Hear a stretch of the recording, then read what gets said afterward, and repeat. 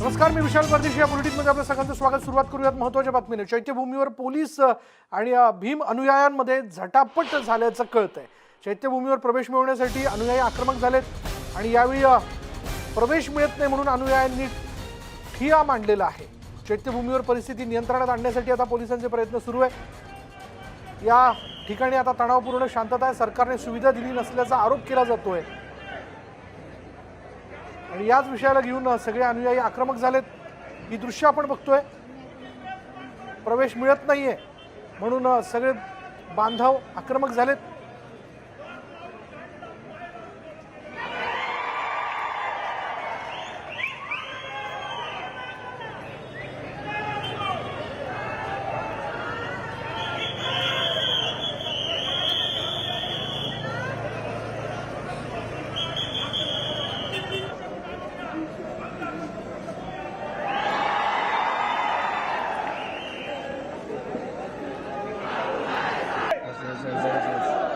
परिनिर्वाण दिन आहे. माझा आंदोलनाचा कोणताही विचार नाही. ठरवलं असतं राज्यभरात 250 हत्या करण्यात आले. हेलो हेलो हेलो हेलो हाँ रोल.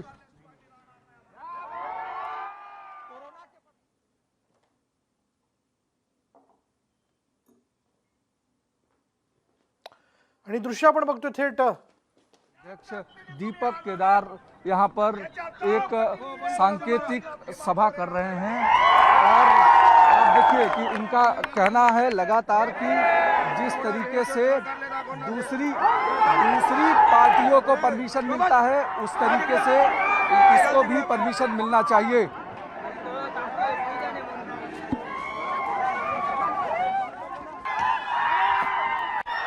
चैत्यभूमीच्या इथली सगळी दृश्य आहेत, ही जी आपण बघतोय आता.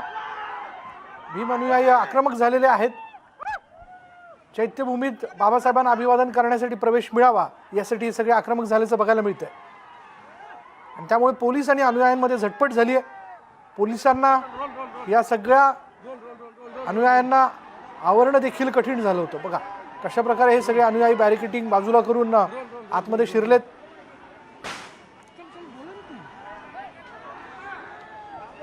ऑल इंडिया पैंथर सेना के अध्यक्ष दीपक केदार और उनके तमाम सारे समर्थक शिवाजी पार्क से चलते हुए चैत्यभूमि की तरफ आगे बढ़ रहे हैं. उन्होंने बैरिकेडिंग गिरा दिया है. यहाँ पर आप तस्वीरें देखिए. उनका कहना है कि कोविड का प्रोटोकॉल सिर्फ ऐसे समय में लागू होता है जब अंबेडकर का कोई भी दिन आता है, फिर चाहे महापरिनिर्वाण दिन हो या जन्म के समय का दिन. वो रोल रोल रोल रोल.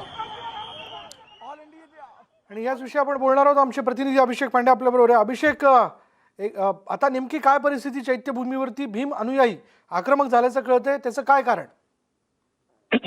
देखिए लगातार विशाल जिस तरीके से जो भीम अनुयायी पैंथर सेना के दीपक केदार हैं वो अचानक शिवाजी पार्क के पास रोड पर अपनी गाड़ी पर खड़े हो गए और वहां पर उन्होंने एक सभा की. करीब 4 से 5 मिनट की सभा के बाद पूरे जो भी अनुयायी थे उनको पहले उकसाने के बाद सीधे वो चैत्यभूमि की तरफ बढ़े जहां पर पुलिस की लगी बैरिकेडिंग को उन्होंने तोड़ा. तोड़ने के बाद पुलिस के जहां जो लोग वहां पर खड़े थे उनको धक्का मार करके गिरा दिया और उसके बाद सीधे चैत्यभूमि की तरफ आगे बढ़े और वहां पर उन्होंने हंगामा शुरू किया.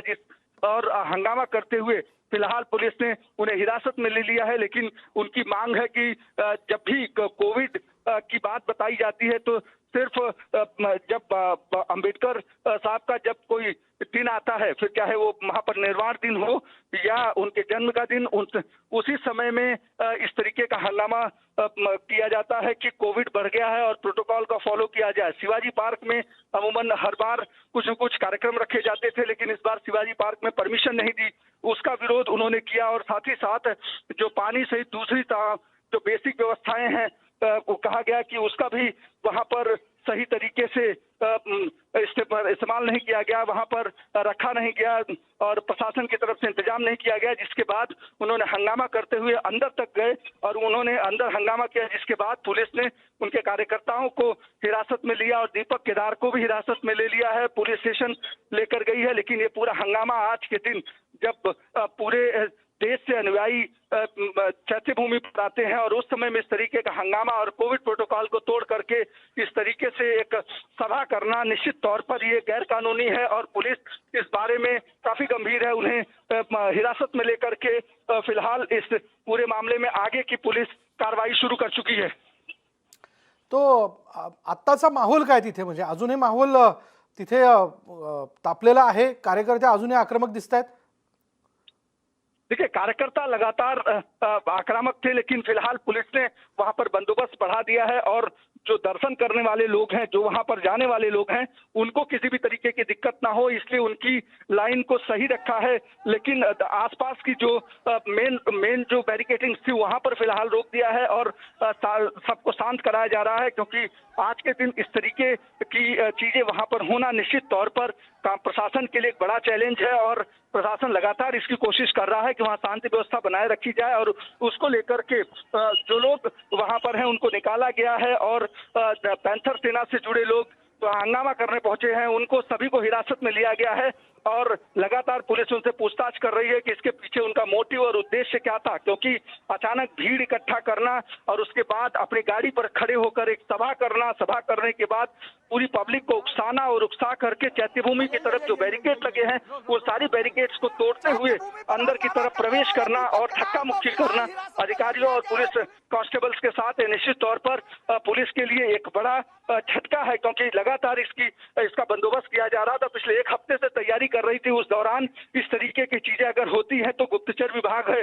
LIU है, लोकल इंटेलिजेंस यूनिट है, उसकी नजर क्या नहीं थी। सिविल ड्रेस में जो लोग थे, अचानक भीड़ जमा होने वाली है यहाँ, क्या उसका अंदाजा नहीं था, क्योंकि सैकड़ों कार्यकर्ता भीड़ पे अचानक इकट्ठा होते हैं और उसके बाद पूरी भीड़ को उकसा करके बैरिकेडिंग तोड़वाई जाती है। तो निश्चित तौर पर पुलिस के लिए एक बड़ा सेटबैक है उसके पूरे सुरक्षा को लेकर के और फिलहाल इस पूरे मामले में पुलिस ने दीपक केदार सहित कार्यकर्ताओं को हिरासत में लिया है और उनसे पूछताछ शुरू है, उन्हें पुलिस स्टेशन लेकर गई है।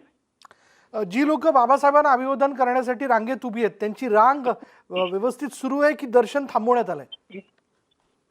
उनका जो लोग बाबा साहब का दर्शन करने के लिए उनके अनुयायी आ रहे हैं, उनकी व्यवस्था फिलहाल पुलिस ने सही तरीके से बनाए रखी है। जो रास्ता, जो लेन बनाई थी जहां से वो जिस लाइन में दर्शन करने जाने वाले थे, उस लाइन को फिलहाल पुलिस ने शुरू रखा है, लेकिन जो मेन बैरिकेटिंग और मेन VIP लेन होती है वहां पर जो पब्लिक उग्र हो गई थी उनको शांत कराया गया है और उस पूरे हिस्से को खाली करा दिया गया है। साथ ही साथ आप तस्वीरों में देख रहे हैं कि दीपक केदार को भी पुलिस ने हिरासत में लिया है और हिरासत में लेकर के उन्हें पुलिस स्टेशन लेकर गई है। साथ ही उनके जो समर्थक थे उन सारे समर्थकों को भी पुलिस ने फिलहाल हिरासत में लिया है, ताकि सारी चीजें शांति व्यवस्था बनाए रखी जाए और शांति के तरीके से ये पूरा आज का कार्यक्रम निपटाया जाए। लेकिन सवाल ये है कि इतना बड़ा भीड़ और मॉब एक साथ इकट्ठा करना और उनको उकसाना, क्या ये लोकल इंटेलिजेंस यूनिट का फेलियर नहीं बताता है? क्या विशाल, जिस तरीके से शिवाजी पार्क के मेन रोड पर सैकड़ों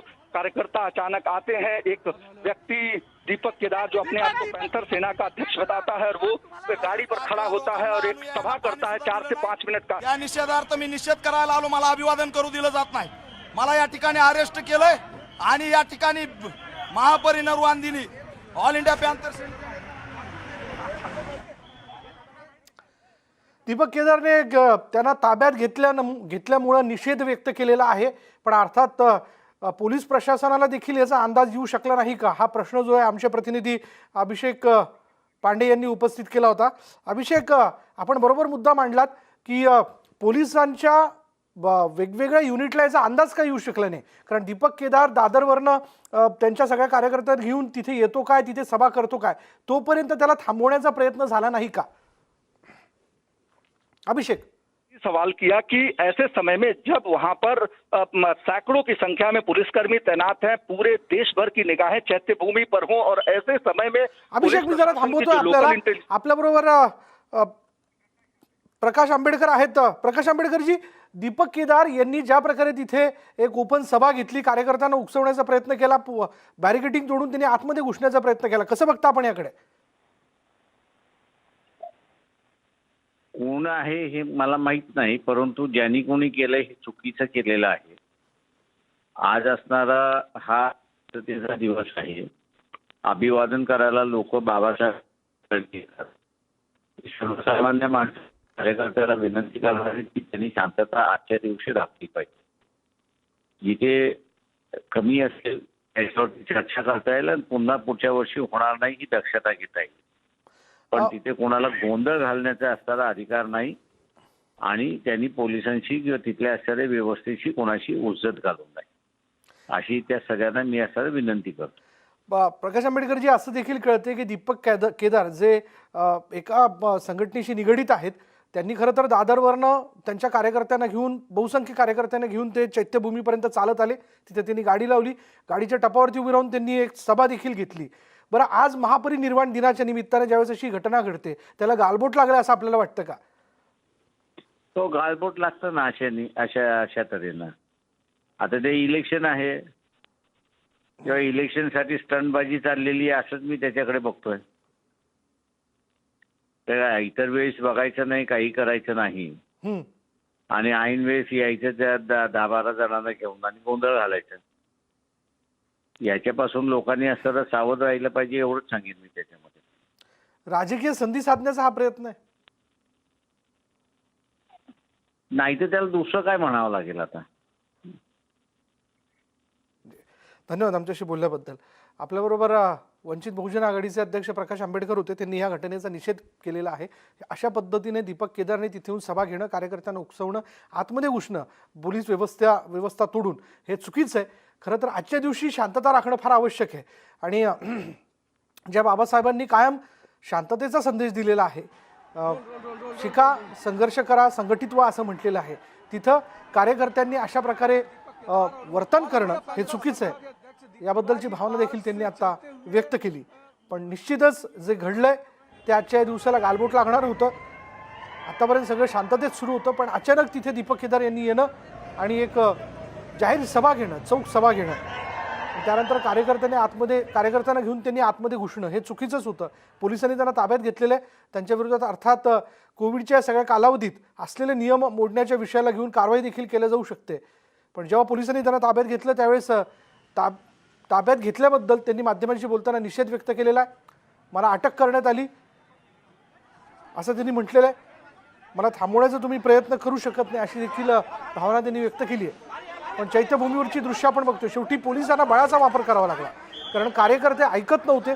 दीपक केदार यांच्याबरोबर कार्यकर्ते मोठ्या संख्येनं तिथं लावण्यात आलेली बॅरिकेडिंग तोडून आतमध्ये घुसले, जे खरंच नियमाला धरून नव्हतं. आणि शेवटी पोलिसांना देखील बळाचा वापर करत या कार्यकर्त्यांना बाहेर काढावं लागलं. थेट ही दृश्य, एक्सक्लुझिव्ह दृश्य आम्ही आपल्यापर्यंत पोहोचवतो. बघा, पुन्हा एकदा ही दृश्य आम्ही तुम्हाला दाखवतो.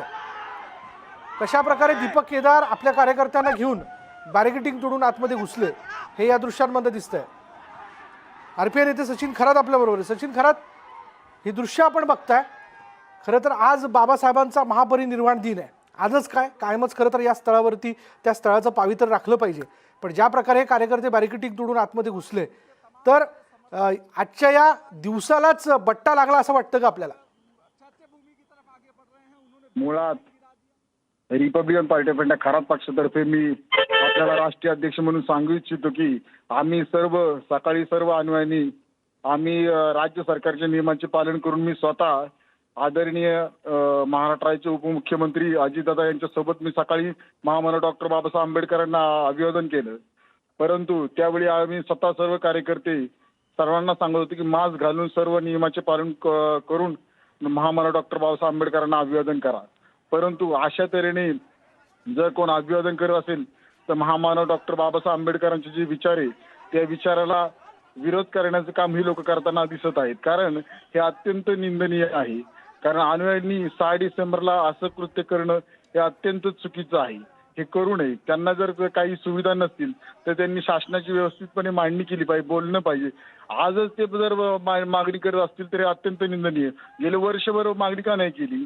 त्यामुळे हे जे करतात ते अतिशय चुकीचं आहे. हे करू नये. त्यांना मी आवाहन करतोय, एक आंबेडकरी तरुण कार्यकर्ता म्हणून मी त्यांना आवाहन करतोय, असं कृत्य त्यांनी करू नये. प्रकाश आंबेडकरांनी या घटनेचा निषेध केला. त्यांनी अशी टीका केली की हा राजकीय स्टंट आहे. आपल्यालाही वाटतं की हा राजकीय स्टंट होता दीपक केदारचा? नाही, मुळात आम्हाला माहीतच नाही की हा कार्यकर्ता कोण आहे. हा राजकीय स्टँडबाजी करतोय का सामाजिक स्टँडबाजी करतोय माहीतच नाही. मुळात बाबासाहेब आंबेडकरांचे ज्याला विचार समजतात तो माणूस 14 एप्रिल रोजी 6 डिसेंबर रोजी असं राजकारण कोणीही करू शकत नाही. कारण ज्या ठिकाणी लाखोच्या जनसमुदाय निर्माण होतो, तयार होतो, वंदना देण्यासाठी येतो, त्यामुळे त्यांना कोणत्याही प्रकारे कोणतीही ठेच पोचता कामा नये यामध्ये. कारण आज महाराष्ट्र राज्यामध्ये कोरोनाचा विषाणू प्रादुर्भाव मोठ्या प्रमाणात 2 वर्ष झाला.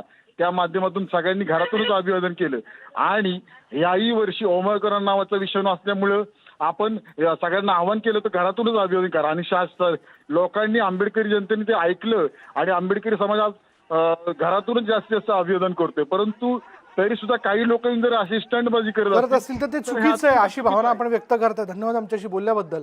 त्याच्यामुळे जे घडलं ते चुकीचं होतं, ते घडायला नको होतं. अशा प्रकारे कार्यकर्ते सुरक्षा व्यवस्था तोडून आतमध्ये गेले, त्यांनी नियमांचं पालन केलेलं नाहीये. दीपक केदार यांनी परवानगी नसताना तिथे गाडीवरती उभं राहून सगळ्या कार्यकर्त्यांसमोर सभा घेतली, त्यांना उकसवलं. अर्थात आता त्या विरोधात त्यांच्यावरती कायद्यानुसार कारवाई केली जाईल. याबद्दलचं अपडेट आपण यापुढेही अशाच प्रकारे घेत राहू. पुढे पाहूयात बातमी औरंगाबादमधनं. एक धक्कादायक घटना अशी बघा, औरंगाबादमध्ये सैराट चित्रपटाची पुनरावृत्ती करण्यात आली आहे. वैजापूरमध्ये ऑनर किलिंगचा प्रकार घडलेला आहे. या प्रकरणाला आता नवीन वळण लागलेलं आहे. हत्या करणारा आरोपी भाऊ जो आहे तो 18 वर्ष 6 महिन्यांचा मुलगा आहे आणि मयत मुलगी ही 2 महिन्यांची गरोदर होती अशी माहिती आपल्याला सूत्रांकडून कळते. त्यांनी बहिणीची कोयत्यानं वार करत हत्या केलेली आहे. अक्षरशः तो आणि त्याची आई असे दोघंही, म्हणजे या मुलीची आई आणि भाऊ हे दोघेही आतमध्ये आले घरात. आणि यावेळी ही मुलगी चहा टाकण्यासाठी म्हणून स्वयंपाकघरात गेली होती. त्यावेळी तिच्या गळ्यावरती तिने सपासप वार केले कोयत्याने आणि तिचं मुंडकं छाटत ते शीर घेऊन तो संपूर्ण गावात फिरला, तरी फेरफटका मारला. अल्पवयीन भाऊ आणि आई हे पोलिसांच्या ताब्यात आहेत. पण जे घडलं ते धक्कादायक होतं, विचलित करणार आहे हे सगळं काही. आणि ऑनर किलिंगच्या या घटना थांबणार तरी कधी? आपण आपले विचार कधी बदलणार आहोत? ज्या महाराष्ट्रात आपण राहतो, ज्या महाराष्ट्रात आपण स्वतःला पुरोगामी म्हणवतो, त्या पुरोगामी म्हणवल्या जाणाऱ्या महाराष्ट्रामध्ये वारंवार अशा या घटना का घडत आहेत? याबद्दल बोलूयात आमचे प्रतिनिधी सिद्धार्थ गोदाम आपल्याबरोबर आहेत. सिद्धार्थ, आत्ता या क्षणाचा अपडेट काय? विशाल, आता अपडेट थोडंसं धक्कादायक यामध्ये असं आहे की कालपर्यंत हा जो मुलगा होता ज्याने बहिणीची मुंडकं छाटून हत्या केली तो 18 वर्षाखाली माहिती मिळत होती. मात्र आता पोलिसांनी कन्फर्म केलं की तो 18 वर्ष 6 महिन्याचा आहे, तो संज्ञान आरोपी आहे. आणि दुसरी याहून अधिक धक्कादायक बाब आहे की ज्या बहिणीची हत्या भावाने केली ती 2 महिन्याची गरोदर असल्याचं पोस्टमॉर्टम रिपोर्टमध्ये सिद्ध झालेलं आहे. त्यामुळे आता ही केस आता वेगळ्या पद्धतीने पोलीस हँडल करतायत. कारण दोन्ही आरोपी जो आहे संकेत मोठे आणि शोभा मोठे हे दोघेही आरोपी आलेले आहेत. त्यांनी ज्या कोयत्याने त्या मुलीची हत्या केली तो पुरावा सुद्धा पोलिसांच्या हाती भेटलेला आहे. आणि आज काही वेळातच जो आहे वैजापूर कोर्टामध्ये त्या दोन्ही आरोपींना दाखल केलं जाईल. 5 दिवसाचा PCR पोलीस मागणार आहेत. आणि महत्वाची यामध्ये गोष्ट अशी आहे की ह्या दोन्ही आरोपींनी घरी जाऊन त्या मुलीची हत्या केली. शांत डोक्याने तिचं मुंडकं बाजूला चाटलं. त्यानंतर दोघंही शांतपणे त्या ठिकाणावर निघाले. मोटरसायकलवर बसून जवळपास 20 किलोमीटर ते मोटरसायकलवर बसून वैजापूरला आले आणि वैजापूर पोलिसांसमोर जाऊन त्यांनी आपल्या गुन्ह्याची कबुली दिली. आणि पोलिसांनी त्यानंतर जाऊन सर्व घटनाक्रम बघितला, पंचनामा केला. एकंदरीत 2 महत्वाच्या गोष्टी अशी की हा मुलगा आता संज्ञान आरोपी म्हणून आहे आणि दुसरं म्हणजे ज्या मुलीची हत्या झाली ती मुलगी जी आहे 2 महिन्याची प्रेग्नंट होती. विशाल, ती मुलगी 2 महिन्याची प्रेग्नंट असल्याचं कळतंय. असं देखील कळतंय की हा मुलगा आणि त्याची आई या मुलीचे वडील वारंवार या दोघांना मारझोड करत होते, त्यांचा छळ करत होते की या मुलीने लग्न का केलं पळून जाऊन, तुम्ही तिच्यावरती लक्ष ठेवू शकले नाहीत. असं देखील एक कौटुंबिक कलह हा मुद्दा समोर येताना दिसतोय. हा खरा आहे? विशाल, ही हत्या जर आपण सामाजिक दृष्ट्या या हत्येबद्दल जर विचार केला तर आपल्या ग्रामीण भागातली मानसिकता याला जबाबदार आहे आपल्याला म्हणता येईल. कारण एखाद्या ग्रामीण भागातली मुलीने प्रेमविवाह केला किंवा ती पळून गेली हे खूप मोठं जे आहे दुष्कृत्य किंवा पाप समजलं जातं ग्रामीण भागामध्ये. आणि ज्या मुलीने प्रेमविवाह केला किंवा ती पळून गेली आणि जातीमध्ये जाऊन लग्न केलं तर त्या आई वडिलांना खूप मोठ्या प्रमाणात टोमणे खावे लागतात आणि आपल्याला माहित आहे की ग्रामीण भागातली माणसं ही साधीभोळी असतात आणि अगदी इब्रतीला मानणारी असतात. त्यामुळे इब्रत गेली, आपली इज्जत गेली, ही मानसिकता लोकांच्या टोमण्यातून निर्माण होते. आणि त्या मुलीच्या वडिलांनी स्वतःला जवळपास 15-20 दिवस अज्ञातवासात ते निघून गेले होते आणि ते कुठे गेले होते कुणाला माहित नव्हतं. ते निराश झाल्यामुळं ते घरी आले. घरी आल्यानंतर त्यांनी तिच्या स्वतःच्या बायकोला त्या मुलीबद्दल दोष द्यायला सुरुवात केली. आपल्या स्वतःच्या मुलाला त्याबद्दल दोष द्यायला सुरुवात केली की आईला जबाबदार धरलं, तुझ्यामुळं मुलगी बिघडली आणि पळून गेली. भावाला पण जबाबदार धरला गेला. या सगळ्या टॉर्चरमधून, मानसिकतेमधून, इब्रत गेली या भावनेतून ही हत्या झालेली आहे. दुसरी महत्वाची गोष्ट यामध्ये आणखी एक अँगल असा येतोय की मुंडका हातात घेऊन त्या भावानी सेल्फी सुद्धा काढली होती. बापरे. मात्र ती सेल्फी त्यांनी डिलीट केलेली आहे आणि ती सेल्फी शोधण्याचा किंवा ती सेल्फी रिकव्हर करण्याचा प्रयत्न पोलीस करतायत. वेगवेगळे अँगल या ठिकाणी येत आहेत. एकंदरीतच हे कुटुंब ज्यांनी हत्या केली हे कुटुंबही काही गुन्हेगारी पार्श्वभूमीचं नाहीये. आता सामाजिक इब्रत गेली या भावनेतून, लोकांच्या टोचण्यातून किंवा लोकांच्या बोलण्यातून ते अत्यंत डिस्टर्ब झाले होते आणि त्यातून हा प्रकार घडलेला. विशाल, पोलिसांनी आता काय कारवाई केली या सगळ्या प्रकरणात? विशाल, पोलिसांनी दोन्ही आरोपीला ताब्यात घेतलं म्हणण्यापेक्षा दोन्ही आरोपींनी हत्या केल्यानंतर शांत डोक्याने त्यांनी पोलीस स्टेशन गाठलं. पोलीस स्टेशनमध्ये आले आणि त्यांनी स्पष्ट सांगितलं आम्ही असा असा गुन्हा केलेला आहे. पोलीस त्या ठिकाणी गेले. पोलिसांनी सर्व जे काही पंचनाम्याचे सोपस्कर होते ते केले. त्यानंतर स्वतः आरोपी मुलाने तो कोयता त्यांनी जिथं लपून ठेवला होता तो कोयता पोलिसांनी हस्तगत केलेला आहे आणि आज या त्या मयत मुलीचा पोस्टमॉर्टम झालेला आहे आणि पोस्टमॉर्टम मध्ये ती 2 महिन्याची प्रेग्नंट असल्याची धक्कादायक बाब समोर आलेली आहे. त्या मुलीवर गावातच काही वेळापूर्वीच अंत्यसंस्कार झाले. थोडंसं गावात वातावरण भीतीदायक होतं किंवा गंभीर होतं. मात्र पोलीस मोठ्या प्रमाणात त्या ठिकाणी होते आणि शांततेत त्या मुलीचा अंत्यसंस्कार त्या ठिकाणी करण्यात आलेला आहे. एकंदरीत पोलिसांनी सर्व बाजूनी या ठिकाणी कबुली दिलेलीच असल्यामुळे पोलिसांनी पुरावे गोळा केलेले आहेत. आरोपी ताब्यात घेतलेले आहेत. आरोपींचे जबाब झालेले आहेत. आजूबाजूच्या लोकांचे जबाब त्या ठिकाणी झालेले आहेत आणि कोर्टामध्ये आज पोलीस जाऊन 5 दिवसाचा PCR मागतील. आणखी या प्रकरणाला दुसरा कोणता कांगावा आहे का? आई आणि मुलगा हे दोघं तर आरोपी म्हणून पहिल्यांदाच आता पोलिसांच्या समोर ताब्यात आहेत. वडिलांची काय यामध्ये भूमिका आहे हे सुद्धा पोलीस तपासून बघणार आहेत किंवा गावातील इतर लोकांच्या काय भूमिका होत्या यामध्ये. ही केस फक्त हत्येची नसून सामाजिक मानसिकतेच्या दृष्टिकोनातून यामध्ये आणखी कोणी इन्व्हॉल्व आहे का हे सुद्धा पोलीस तपासणार आहेत. विशाल, धन्यवाद सिद्धार्थ या सगळ्या तपशिलाबद्दल. विचलित करणारी ही सगळी घटना आहे. सैराट चित्रपटात ज्या पद्धतीने आपण बघितलं होतं ऑनर किलिंगचं प्रकरण, तसंच इथे औरंगाबादच्या लाडगावमध्ये घडलेलं आहे. या मुलीचं शीर छाटण्यात आलं आणि त्या मुलीचा भाऊ ते शीर घेऊन अक्षरशः संपूर्ण गावात फिरला. या मुलाला आणि तिच्या आईला, या मुलीच्या आईला ताब्यात घेण्यात आलेलं आहे. यानंतर मुद्दा महाराष्ट्राचा या बुलेटिनमध्ये इथेच थांबणार आहोत. पण जाता जाता आपल्याला सगळ्यांना एक अपील की दिवसभराच्या महत्त्वाच्या आणि ताज्या बातम्यांसाठी आमचं यूट्यूब चॅनल न्यूज 18 लोकमतला सबस्क्राईब करण्यासाठी विसरू नका. कारण सगळ्या ताज्या घडामोडी क्षणाक्षणाला आम्ही यावरती अपलोड करत असतो. यानंतर या बुलेटिनमध्ये इथेच थांबतो. पण जाता जाता पुन्हा एकदा एक अपील की कोरोनाचं संकट अजूनही डोक्यावरती कायम आहे. या सगळ्या परिस्थितीमध्ये आपण कोरोनाशी संबंधित त्रिसूत्रीचं पालन करणं फार आवश्यक आहे आणि यामध्ये मग गर्दीत जाणं टाळा.